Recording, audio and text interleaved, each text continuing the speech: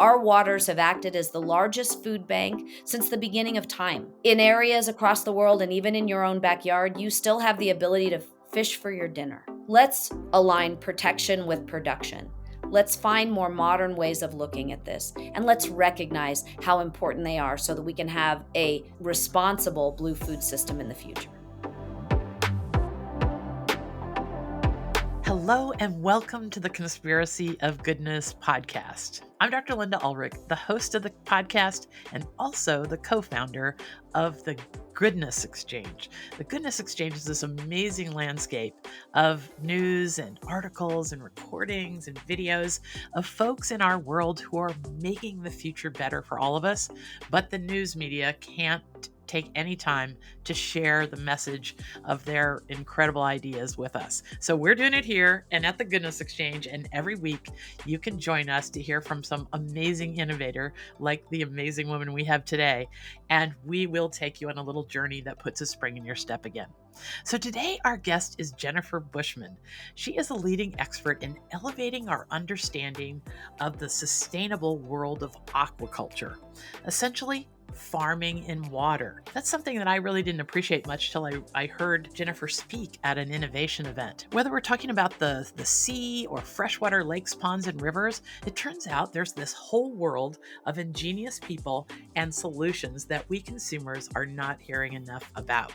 So get ready to be delighted and hungry.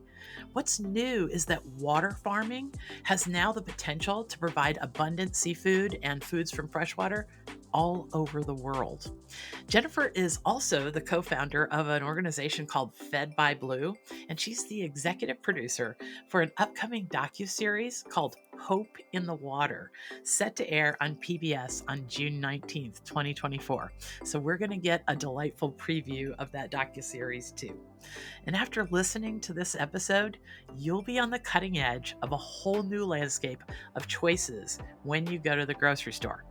And this is a consumer shift that you will be anxious to participate in. So, welcome, Jennifer Bushman.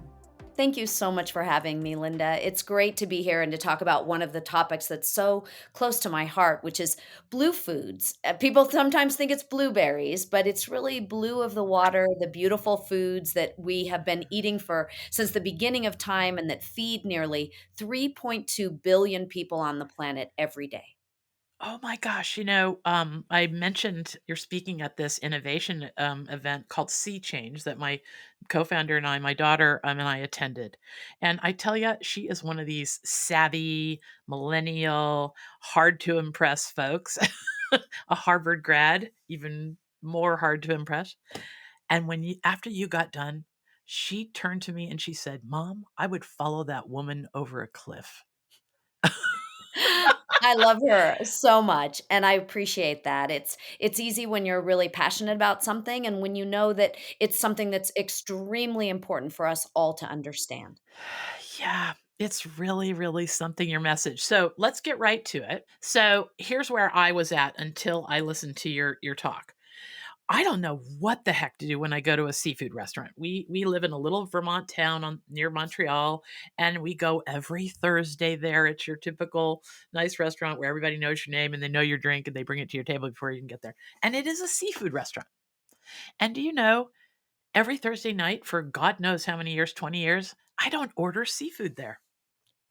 Wow. Yeah, because I just don't know. Should I eat the this or not eat the that? And when my husband ordered swordfish, I think, God, how many swordfish are there left in the world? So what I'm hoping we can all get out of today's episode is this freedom and some joy about accessing this whole world that you know so much about. So I just can't thank you for joining us. Well, it is overwhelming. I mean, when we go to the grocery store or we go to a restaurant, chicken is pretty easy to figure out. It's just a chicken. It's one of the top proteins that's consumed in the United States. It's either natural or it's organic or it's commodity, but it's still just chicken. And when you think about beef now, we've had lots of conversations about our animal rearing on land and grass-fed beef and coming from a ranch that you know that's local or maybe even someplace that you a farmer that you meet at the farmer's market and you just support them. There's comfort in that. But on the water, there are hundreds of species. In fact, both for freshwater as well as marine based, there are over 2,500 species of consumable things, whether it's the algae, the vegetables, those delicious seaweeds and kelps, or the fish and seafood. So it's no wonder why you're confused. But it's the same as when you sort of put your lens on things that you're buying from land. Those same ideas apply to water. And so, with a few questions and a little bit of information, you can eat seafood comfortably and you can know and understand where your fish and seafood is coming from. Okay. And that is the crux of the problem. I remember, and I'm sure people have their own stories about this. I remember ages ago, probably, and I've been acting on this for at least 2 decades. I remember ages ago when PCBs were first something that was showing up. I remember seeing or reading some news story that seemed very credible because I've always been like a credibility nerd about shrimp, not buying shrimp at the grocery store because it was probably raised in pools in Southeast Asia that were full of all kinds of weird chemicals. And that's it. That scared me off shrimp and everything else. So, why don't you start at the top and have us give us an appreciation for maybe a couple of the myths right off, and then we can go deeper into some of those later too? Well, I mean, just as you can farm a shrimp well, you could farm a shrimp badly. Just as you can farm a chicken well, you can farm a chicken badly. So, yes, is it ever a good idea to buy something where you don't know the provenance and the background of where it comes from? So, you weren't wrong. But there has been a narrative, and it's been perpetuated by a number of NGOs and leaders that you can't rear a seafood well. And the truth is, you actually can. And we've been doing that for thousands of years. Aquaculture has been around for thousands of years. We've been raising fish and seafood. The fish pond system in Hawaii is 1,200 years old. So it is possible. It's just you have to have the provenance and know where that food comes from. So, for example, in the docu series, we interview a shrimp farmer that's farming shrimp on his dairy in the middle of Minnesota. And he's raising it at the highest level and selling it to grocery stores all throughout Minnesota. Wow. And there's probably dozens, if not hundreds, of variations on that same sort of innovative mindset. What does it take to raise this here?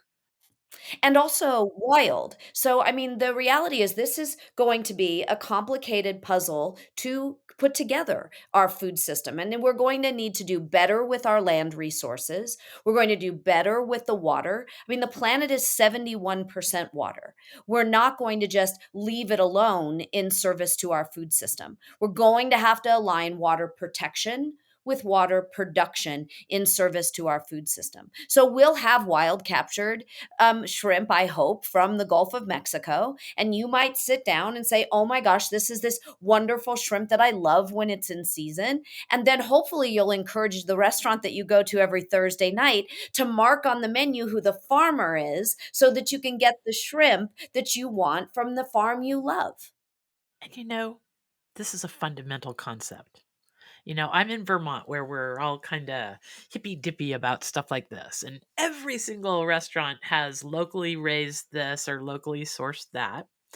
And you talk to us a lot about that locally sourced thing and that supporting local farmers. And you're not just talking about dirt farmers or dairy farmers. Talk to us about this keeping it local and this helping us update our notions about local and wild caught and all that. Well, I mean, the reality is the fish and seafood industry is a global industry. We have been moving fish and seafood all over the world for a long time. In fact, fish and seafood changes hands more than any other ingredient in our food and beverage supply chain, on average, 9 to 10 times.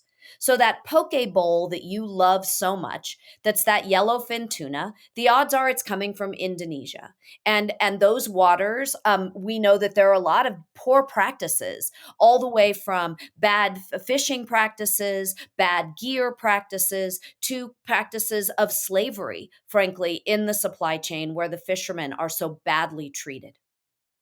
But There are fisheries where you can trace it, like through fair trade seafood, where you can trace that all the way to the family and the small boats that are two family members that are fishing that fish. So again, it's no different than a commodity corn to an organic corn. You still can have fish and seafood from a global supply chain, but you have to know where it comes from. You are in a rare environment where you have a lot of local seafood that's coming in to the state of Vermont, but someone in Indiana may not have that same privilege. And then that is even more important, to ask a couple of questions. Don't go up to the seafood counter or the menu blindly. Ask where the seafood comes from. Tell me where you get it from. Have them go look on the box. What's the species? What's the country of origin? Start a conversation, because you want to encourage those groups to start to know where their seafood comes from in order to be able to start a supply chain that is no longer blind. This is huge. The whole supply chain being no longer blind. And it does start with our responsibility to ask. I think I've been told many times. I've got patients that work at all levels in the food chain process, and I've been told that the questions we ask are they change the policies in the whole system all the way along, right? Yeah, that's exactly right. And especially with retailers and with restaurants, the more questions you ask, the more likely they are to open up that aperture and make sure that you have some transparency. I always find it interesting that menus will call out if they supply a local salad green. Oh, it's from this farm, these little baby romaine lettuce, or the peaches come from Dry Creek Orchard. But or the wine. Let's talk about wine. Provenance in wine has been around forever. You know where it came from, the year, you know the winery. It's all, completely transparent. Same with things like oysters. Oysters are almost always named for the name of the farm, a seafood example. So, what we really need is to make sure that we're supporting the ones where we know it comes from, not eliminating fish and seafood altogether. It's one of the most nutritious and abundant foods on the planet with the lowest carbon footprint. It is the food of the future. So we might as well at this point get used to the taste of kelp and seaweed, because we're going to produce more kelp and seaweed in the US than potatoes by 2040. And you can return oceans to abundance, and it's zero inputs. So why not change the ocean by the way you snack, by eating a kelp chip instead of a potato chip? Now, can you see, folks, why my daughter turned to me and said I would follow that woman over a cliff? This is the kind of stuff that, I mean, we're ordinary running to the grocery store just trying to make, chicken soup when somebody's when somebody's sick, or meatloaf on Saturdays. I just love the confidence and the opening up. We got to talk more about this whole thing about other seafoods that we're not thinking of that, like you said, will be normal in our food sources in very, very quickly before we know it. First, we're going to take a quick break. And when we come back, we're going to learn so much about this whole blue foods world and this movement and how to join it. You know how the constant negative noise in our digital lives feels like it's reaching a boiling point? Now, many of us have tuned out the news and social media almost entirely. Well, it doesn't have to be that way. There are newsworthy stories about amazing progress, innovation, leaps in human potential, and wonders in the natural world, and they're just not reaching the top of our feeds. We can have access to this, but none of us has the time, or maybe even the emotional stamina, to search through all the doom and gloom news to find what's right with the world. Okay, enter the Goodness Exchange. There, we are giving instant access to positive news for curious people. Did you hear about the recent Harvard study that found that exposure to just 4 minutes of good news can make you 32% less anxious and 18% more optimistic? Well, I don't know about you, but I need those kind of numbers in my life. So, if you want to live with more joy and way less fear, it's really simple. First, you join us at the Goodness Exchange. Everyone around the world has the opportunity to access this kind of content. And we've promised no politics for about a decade, so you're safe from all that distraction as well. Second, you allow this new more positive, balanced worldview to put a spring in your step again. It can change the way you react to your kids, your coworkers, everybody you come in contact with. And the stories we write about can make you the idea person in your circles. These challenging times call for us to wake up and take control of our perspective. The people who use the goodness exchange have the ability to react to the harshness of the world much different because they know way more about what's right with the world. And that's a resource. So, subscribe to the Goodness Exchange, our YouTube channel and the podcast, and use this content to live a more expansive worldview. It is still an amazing world out there, and you can be a part of it. Welcome to the Conspiracy of Goodness.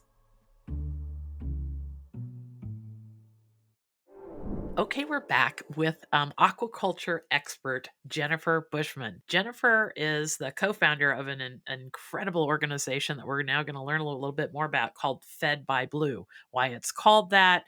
It's really a movement. Talk to us about that. This whole world of Fed by Blue. We're trying to seed this movement. It's exactly what you've stated. And there never has been a communication strategy around the importance of foods from water. Just the very fact that there have been these designations by the UN and other countries, even the importance of things like the Magnuson-Stevenson Act and the growth of aquaculture in the United States. But very rarely do you sit down when we're speaking about larger food system conversations and somebody says, let's talk about fish and seafood. Usually it's about regenerative agriculture, it's about becoming vegan or vegetarian, that we can move away from animal proteins. And most of the reason why is because what's happening with animal proteins and the proteins on land and the poor rearing tactics of these. So, one of the things about Fed by Blue was myself, co founder Jill Kaufman Johnson, co founder Catherine Breyer, was we felt that there needed to be an organization that was agnostic, that was not funded by industry, that was funded by those that were protecting the ocean, private family offices and foundations, that really stood on good science. We work with the Blue Food Assessment, which is an organization based at Stanford University, the University of Stockholm, of hundreds of scientists worldwide that are talking about, that are vetting the science, that are reading, and researching and writing the papers that all say that we can support and be supported by this food system. And we felt that it Fed by Blue, along with other partners like Andrew Zimmern, who's an executive producer of our show, David E. Kelly, who's a renowned executive producer in Hollywood, those that had been championing foods from water are making this journey with us. The advisory board is made up of the Nature Conservancy, the Environmental Defense Fund, the World WWF, Alexandra Cousteau's Oceans 2050, Julia Ormond's assets that's making sure that the supply chain and the labor around it is getting better. So, really taking all of the experts, standing on solid science and saying Fed by Blue can now begin to amplify the importance of this through the activities like the docu-series and other things that we have launching in June. I just got goosebumps. I did not have an appreciation for how much sources, credibility, science, citations, all that is so important to everything that we've put together at the Goodness Exchange for 10 years. We haven't had ads, we don't do politics, we cite our sources with my daughter's Harvard standards. And to hear you say it just like you just did, it gets me very, very inspired because isn't that the crux of what you're up against a lot is the narratives and the lack of trust that consumers have. We don't know who to trust anymore. That's right. What we're saying is the beginning of socializing an idea, creating change begins with trust. And so for us, the docu-series was that foundation of trust. And that's one of the reasons why we partnered with PBS North America and PBS Learning Media, because we felt that there's so much poor media out there through streaming entities, through the internet, that we wanted to stand on the solid foundation of trust that PBS had built, tell the stories that really provide hope for what's going on the water, so that when you're at home, you are activated. You're not just a passive viewer or listener. You're going to activate and help seed this movement, even if only. Now that we've had a conversation about it, you start to ask about what can happen, what impact these foods can have, and how you can support it. It's lovely. It's lovely. Okay.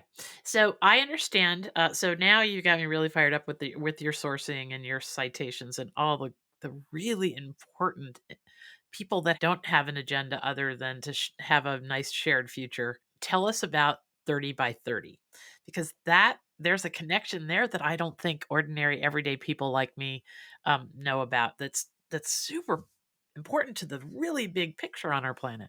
Yes, so the docu-series, we really and Fed by Blue, we're really focusing on 3 things.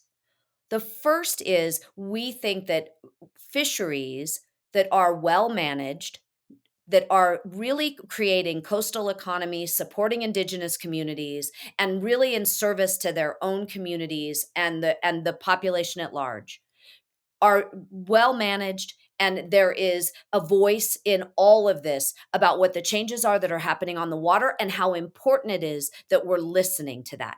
Because remember, food systems are local, they're close to our heart, and honoring what that heritage and that history is very important. Number 1. Number 2 is responsible aquaculture. So we've talked about whether it's the rearing of seaweed and bivalves or sea vegetables, things like finfish. There is a way to do it right and there's a way to do it wrong. But the ocean is 90% fish to or over capacity. So while we have well managed fisheries in the United States, we are literally out in the world eating up the whole bowl of popcorn through bad practices, large scale commercial fishing, and a number of other things. So, our feeling is that marine protected areas are essential in supporting not only life and regeneration of the ocean environment, but also in service to a more abundant ocean, therefore, a more abundant food system. And what that means is taking a space of the ocean, for example, like what President Bush, expanded by President Obama, did in the state of Hawaii, which is they designate an area which today is the largest area in the world that is protected from any human activity. So there's no fishing in it. It literally is a place, think of it like Yellowstone National Park, where you're allowed to visit it, but you're not allowed to have impact on it at all.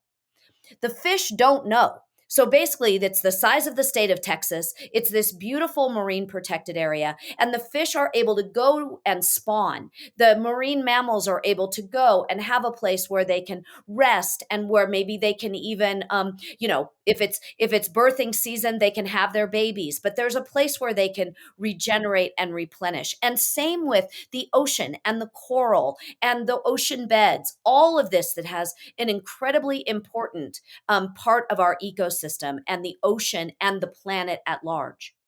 But the fish don't know after they've had a great time and they've spawned and they've been in this marine protected area. It's not like we're putting a fence and nets up. What happens is then it creates ocean abundance all around it. In fact, in some cases, with some species of fish and seafood in the Hawaiian marine protected area, it's more than 4 times abundant than it's been in 150 years. So we're supporting amazing abundance for the fishermen. We're putting more food into the local food system.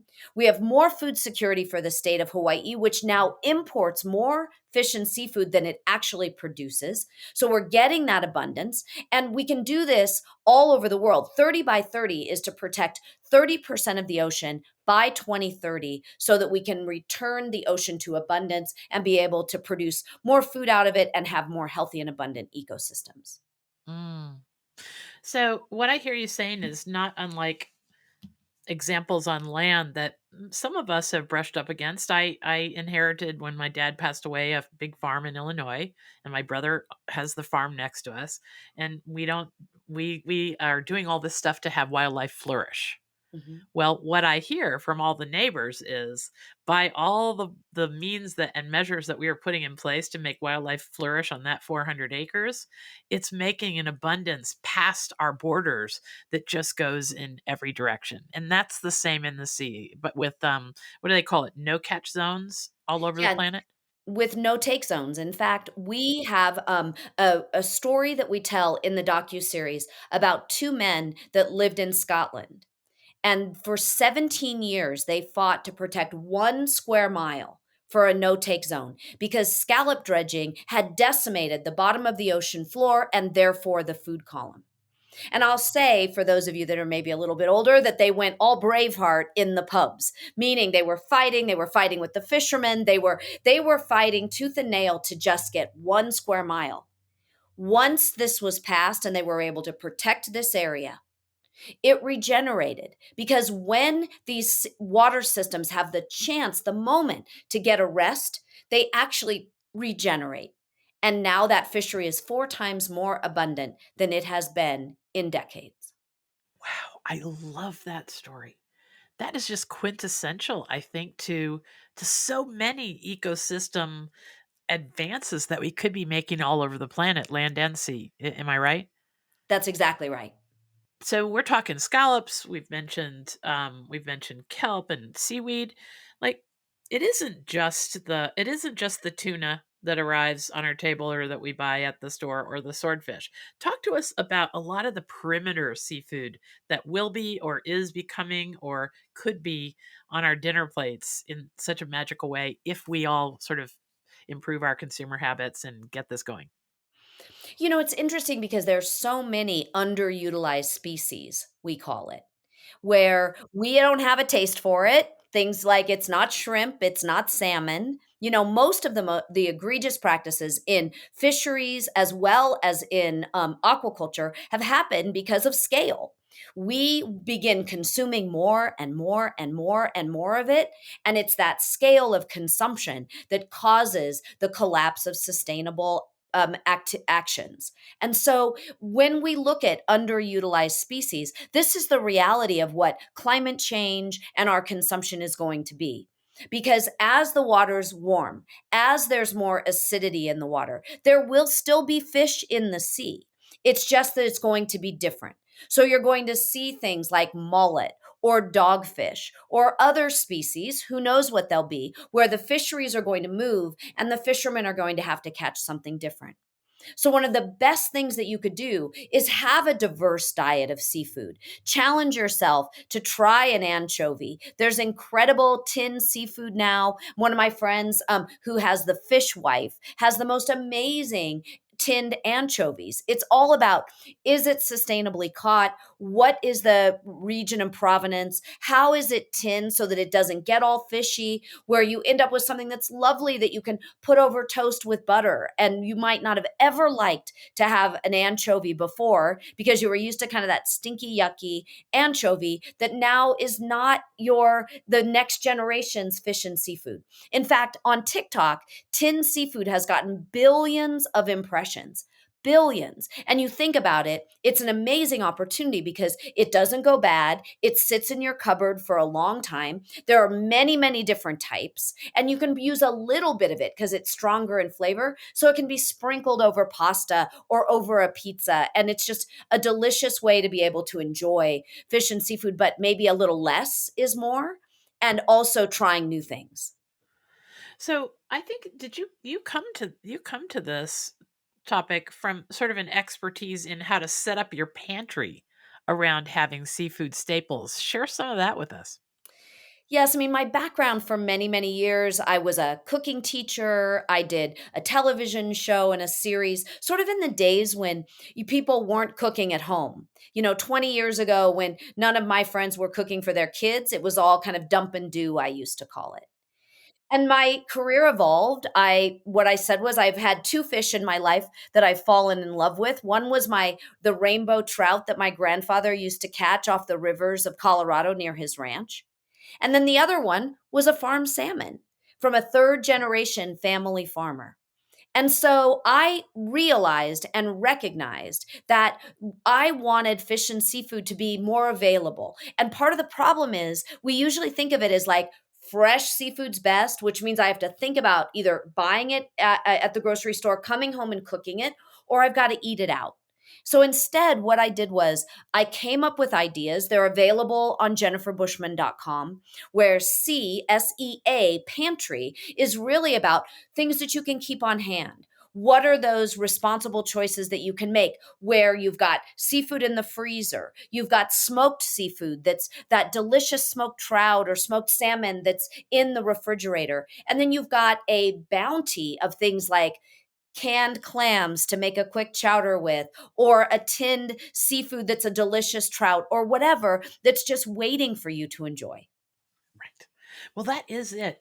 There's a lot of things around eating fish that we think that we've just got to buy it fresh that day, and that and I probably many as anybody would put it off because I can't even plan tomorrow night. Will my husband be home? Will I need to feed eight or two of us?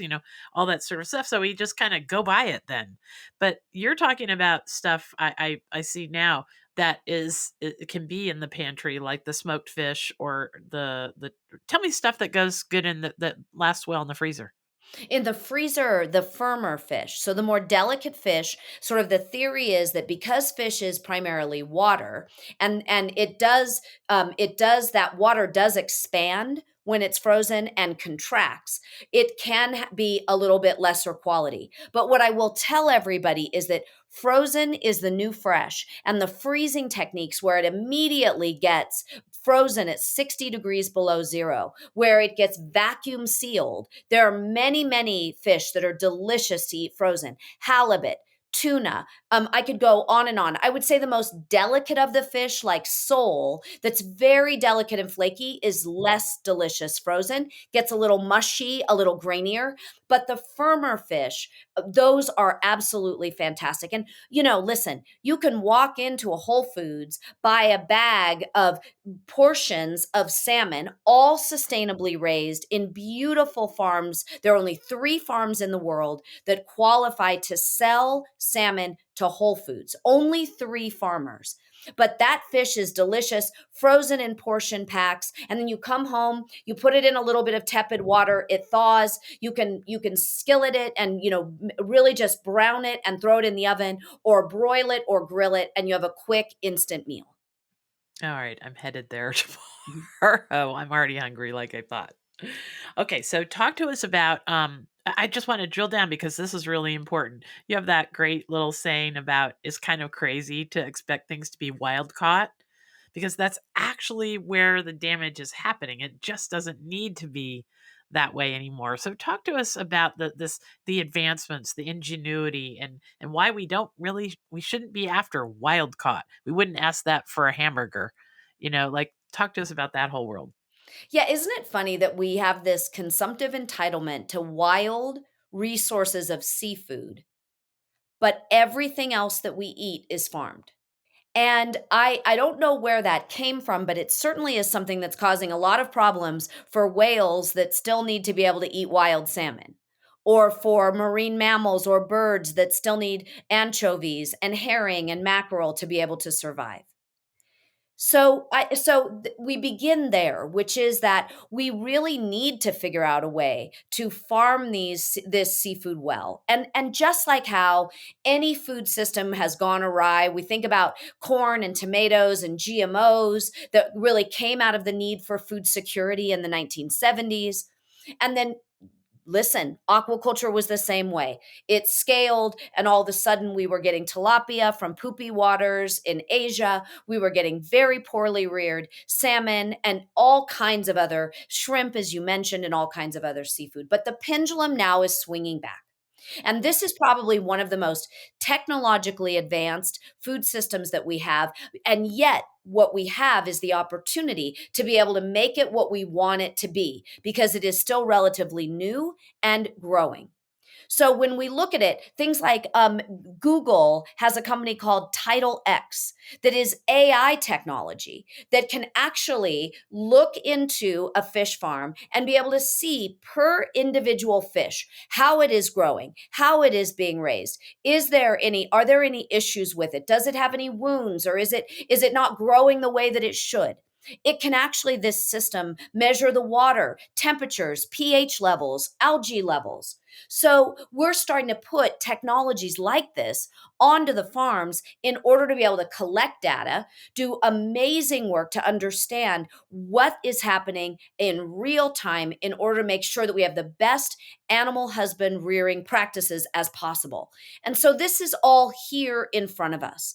And there are farmers all over the world that are working on these practices, working on feed models. And it's really only a matter of time until you see those techniques at scale. Right now, it is possible. You just have to look for the farmer. You have to demand when you're in the store and looking at a menu that you want that farmer name on the menu, because this does not work if the supply chain is blind. And we've been at this for so long without demanding that the farmer or the background on the fish and seafood doesn't show up anywhere, that it's going to take a lot to push that boulder up and over the top of the mountain in order to get the momentum we need to have provenance from our fish and seafood.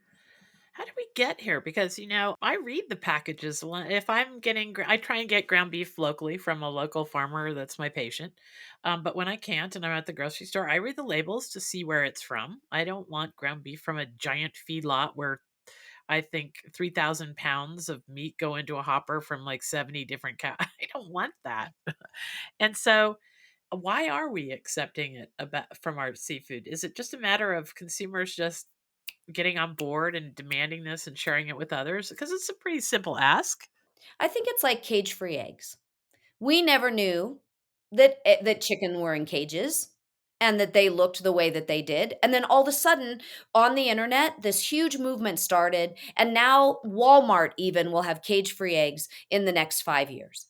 So I do believe in the power of the people. That's why we founded Fed by Blue. That's why we want you to watch the docu series and activate if there's something that's interesting. That's why we want you to be an active contributor to this. I mean, Alexandre Cousteau says that we no longer should be looked at as consumers. No one wants to be thought of as someone consuming a planet that has been over consumed. I don't want to be measured by how much I consume. That the way we change this behavior is that we all want to believe and we want to know in our hearts that our dollars and our actions are in contribution to something bigger than ourselves. So, what I would say is don't look at me as a consumer. Look at me as a contributor. I am in contribution to supporting fishermen that are doing the right work, farmers that are doing the right work on land and sea, providing wonderful options where foods can feel like they're abundant, even at a time when a lot around us is scary, that we can see the moments. I want my nieces to eat seaweed and kelps in the same way that they enjoyed French fries. And if we don't start now, then our children are going to look back at the age of 10 when they had their birthday party and go, wow, that was the best meal I ever had.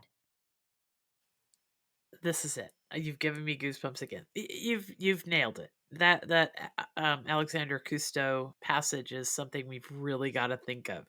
The difference between being consumers and contributors on a planet that we already know is being drained mercilessly. Wow. Right. It's something I'm going to think of over and over again. Thanks for sharing that with us. It's Okay, very so moving, and we can do that every single day through the choices that we make. It doesn't mean that you have to be able to afford something that's organic and dot dot dot dot dot. What you have to be is an active contributor in the way that you look at the world. And if you're doing these things, even dinner can be in contribution to something that's bigger than yourself. that's magical. That is such a great simple statement. Okay, so let's do that. Snack time. Let's do something practical here for a minute. Maybe snack time. Can snack time be something in service to the greater good right now? Are there already starting to be startups and folks who are creating food snacks? Yes, I mean, 12 Tides chips are one of my favorites, and they're pieces of puffed kelp. And they're getting these from incredible farms that are both in the US and Mexico. What people don't know is, water farmers, aquaculture, the largest crop that's grown in the world is seaweed and kelp, and the majority of those farmers are women.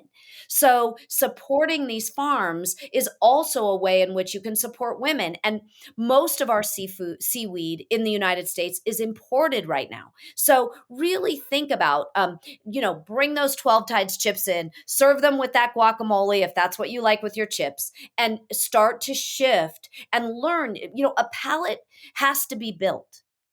We have to, we've obviously we've trained our palates over the generations for so long, whether it's for sugar, whether it's for fat, whether it's away from flavors at brighter flavors and stronger flavors and into more mild ones.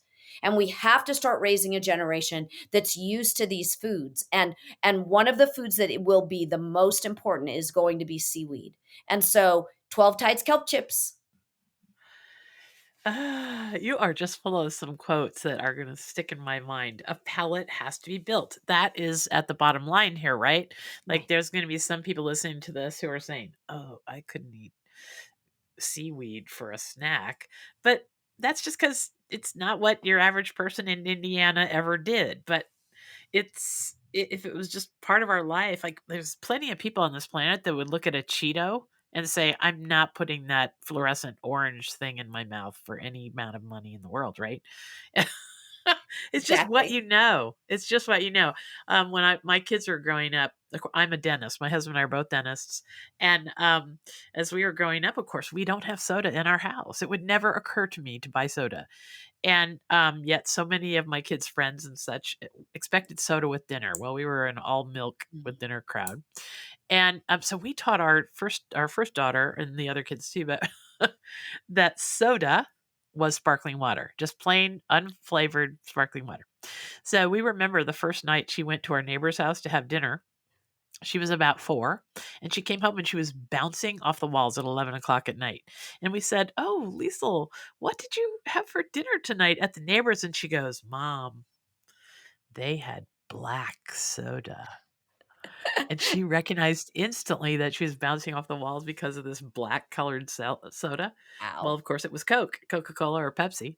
Right. And I mean, when you're talking about how we have to start this early and just start contributing as consumers with things at the level of childhood, that is the way we change the world in almost every aspect, right? It always And starts that's with a generation. It does, and that's why for us with Hope in the Water that on PBS it was so important because PBS is giving this content edited for kids into, and there'll be toolkits for teachers to 90% of schools in North America by August. So for us, we need kids like saying, "Wow, you know what? I learned about this seaweed farmer and I want to try seaweed." Children will eat 90% of the foods they participate in making. Children will eat 90% of the foods they participate in making. So you've got to bring these foods in. They've got to taste them, try them, be a part of the process. And by the way, it takes kids about 7 times on average of them trying a new food to eat it, get used to it, and like it. And I think you probably know some adults that are just like this because adults are often more finicky eaters than children and they mimic what their dads eat. So, for all the dads out there, or if you are a male in a household that has influence to children, it's really starts to land on you to be a responsible eater, to eat openly and with the wisdom of the kind of ingredients that will have impact for the planet and what future eating looks like. Really the future is now. I mean, this is all in front of us with the crops and the way things are changing. This is all happening now. Within the next 5 to 10 years, the shape of the foods that we'll have available that can be bought at a reasonable price are going to look very different than they do today. So why not start now? Okay. Anything else you want to talk to us about getting excited about this documentary? Because I literally can't wait, and we will do whatever we can to promote it. We're big PBS fans. Our kids were raised on PBS, and they're different humans as adults now because of the way they grew up. Same. same rationale back to what you know when you're little. So talk to us anything more about the documentary you want to get us fired up about? So it's 3 parts. It's airing on starting on June 19th. It's national PBS, so it will be on Wednesday, the 19th, starting for 3 weeks in a row, June 26th and July 2nd. Everyone will have it in the United States and North America. It is called Hope in the Water. It's executive produced by Andrew Zimmern and David E. Kelly, and it stars Jose Andres, Martha Stewart, Baratunde Thurston, Shailene Woodley. And they're really there to show you to witness the work that's on the water and to show you these incredible people that are doing amazing work, all in service to an abundant food system from water. So I encourage everybody to watch it. You'll be able to go to fedbyblue.org and learn more about how to support and be able to purchase through our Seafood Scout responsible seafood. And then in March of 2025, Blue Foods Hope in the Water by Andrew Zimmern and Barton Seaver is coming out from HarperCollins Harvest. So there'll be a 400-page cookbook that's got recipes, sidebars, stories, and background all about foods from water, all under the title Hope in the Water. Oh, I just got my Christmas present, my birthday present. When did you say that book is coming out? March of 2025, it'll be published. Great, And again, great. Andrew Zimmern and Barton Seaver are writing it. And then renowned photographer Eric Wolfinger is doing the photography. Fabulous. Fabulous. Okay. So let's go out with a few practical tips. I don't even know how to ask this question now after how you've informed me. Are there foods that there's just so far no sustainable way to come up with them besides the giant fishing trawlers just sucking in everything and casting stuff? Like, are there foods that we absolutely should stay away from for now until we can figure out how to farm them? Well, we're not going to farm every species. So again, this sushi board, so to speak, is going to be filled with maybe a little tiny bit of wild seafood and a little bit more of aquaculture and maybe even one that's plant-based, right? It's going to have all different inputs. I would say that the one that we're having the most trouble farming because of its behaviors, because it's based on a lunar calendar, because it doesn't have specific spawning areas that we understand is tuna. And so just make sure that like where you are, there are some abundant bluefin tuna fisheries. Make sure that you know what fisherman is bringing it in. Bluefin is one of those that has been overfished in the past. So it's just being aware, going to purveyors that you trust, being aware of where these things come from. You know, one of the probably the worst things, not so much coming from where you are, but is on the menu all the time is calamari. And most of the time, that squid comes from unsustainable fisheries. But in the Northeast, you have a very abundant Marine Stewardship Council, MSC certified fishery, and there's town dock squid that, as long as you're going to a restaurant and you ask them where that came from before you eat the calamari, you're probably perfectly fine. But when you go to a restaurant where you don't know, the odds are it could come from fisheries outside of the US and be unsustainably caught. And that's where we start to get into trouble. So again, I'll go back to ask. All right. That is something we order almost all the time at this seafood restaurant.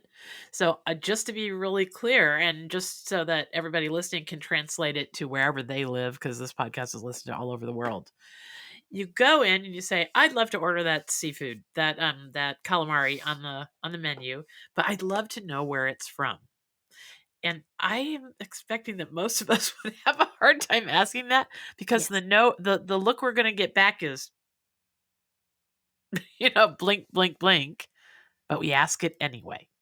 You ask it anyway, you see what they have as an answer. And honestly, some short, you've got your phone probably with you, and all you would need to do if you knew the species and the country of origin is whether it's the certification bodies or whether it's a fisherman, if they say it's close to where you are, the information is going to come up, and then you can make a choice not to order it or to order it.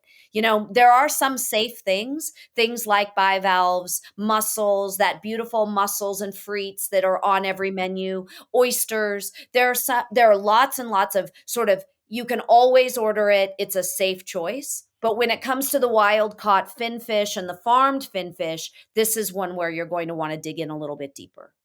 Okay, and I'm assuming you've got some links that you can share with us that we can put in our show notes so Yes, that people can get somewhere quickly and that's maybe correct. are And then there watch when the apps? cookbook comes out because there's going to be an app called Seafood Scout that comes out with the book, and you'll be able to type in, and then you'll get the, like, Yelp for seafood. You'll learn where in your area you can actually get sustainable, seafood and get some information about the fishermen and the farmers and things as well. So we're excited to be working on that right now and have it come out in March.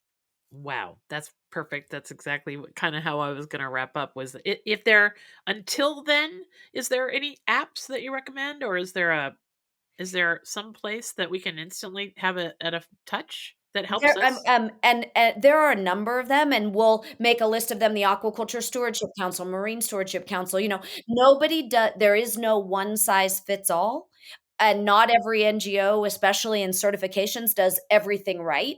But what I say is there are 3 parts of the market: floaters, swimmers, and divers. And if you're a floater and you just wanna eat responsible seafood and you don't wanna have to think about it, then things like the bivalves or going to a restaurant where you trust the chef or walking into a local store where you trust that they have a good seafood policy is the answer for you.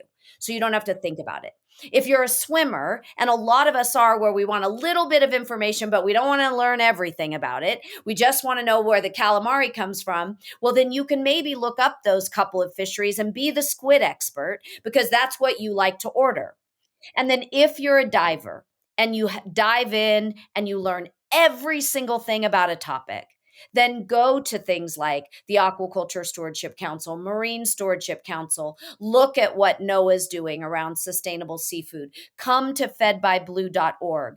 Open up that aperture and really look to see where it's coming from and what the background is. What are the certification numbers? Were they on the boxes? There are all kinds of things that are helping us create the tools to have a path to sustainable, responsible sourced blue foods. Wow. Okay. That's great. You know what? I'm going to become that. I'll put my research. I'm a really good researcher because of the way we've tried to cite our sources so careful. And I will become the diver in the calamari world and I'll make sure that is in the show notes. And I would like to wrap up with one last question, but remind people that when you find this episode on Spotify or Apple Tunes or wherever you get your podcasts, it's going to have a brief description, but we're going to have so much more. There'll be an actual article built with all kinds of links on the Goodness Exchange website for the Conspiracy of Goodness podcast. So if you go there, you're going to really appreciate the fullness of Jennifer's message.